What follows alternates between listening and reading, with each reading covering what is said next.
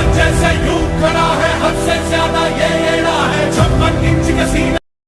Hi friends, आज आम्ही चाललो आहोत आमच्या आजीच्या गावी. चला तर मग पाहूया आमच्या आजीचे शेत. हे आहे आमच्या आजीचे शेत. किती सुंदर, हिरवेगार आणि निसर्गरम्य दिसत आहे.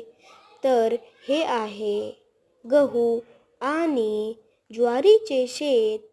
याच ज्वारीच्या हुरडा खाण्यासाठी आम्ही आलो आहोत. ज्वारीच्या कणसांना आम्ही कशा प्रकारे भाजून घेतलेले आहे आणि त्यानंतर कणसांना व्यवस्थित सोलून त्याचा हुरडा तयार केलेला आहे. किती छान आणि